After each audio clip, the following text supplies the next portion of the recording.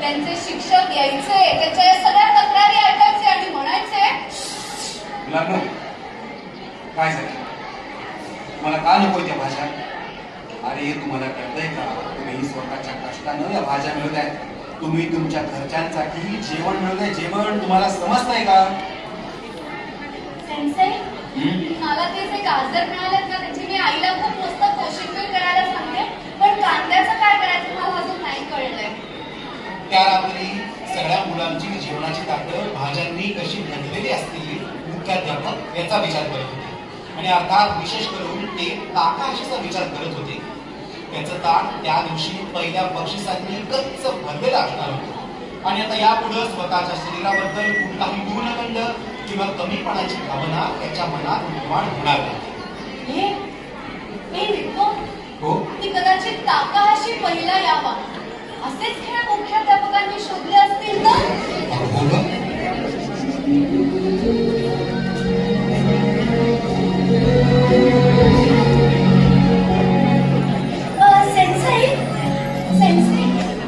ऐका ना, मला ना तुम्हाला एक गोष्ट सांगायची नाहीये, तुम्हाला एक गोष्ट विचारायची आहे.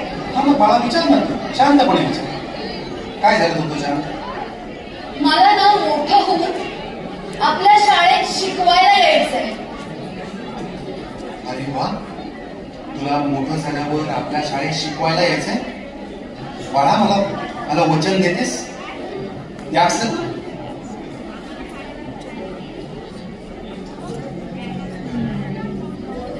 मुलांवरती गाढ विश्वास हाच आहे तोमोईचा श्वास.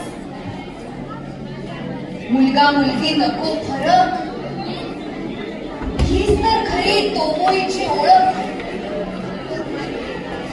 जाड बारीक लहान थोर, तोमोई असता कसला घोर.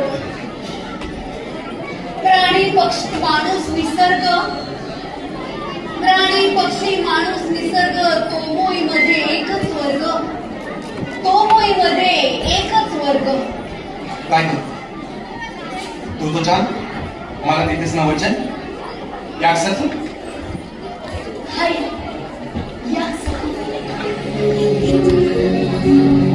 इकडे तोमोई शाळेमध्ये मुख्याध्यापक आणि चिमुकले विद्यार्थी 10 वर्षांनंतर करायच्या गोष्टीबद्दल बोलत होते, आणि तिकडे जपान देशाने दुसऱ्या महायुद्धात उडी घेतली. या दुसऱ्या महायुद्धामुळे जपान देशाची परिस्थिती बिघडायला लागली होती, आणि आता यापुढे काय होणार याची कोणालाच कल्पना नव्हती. आणि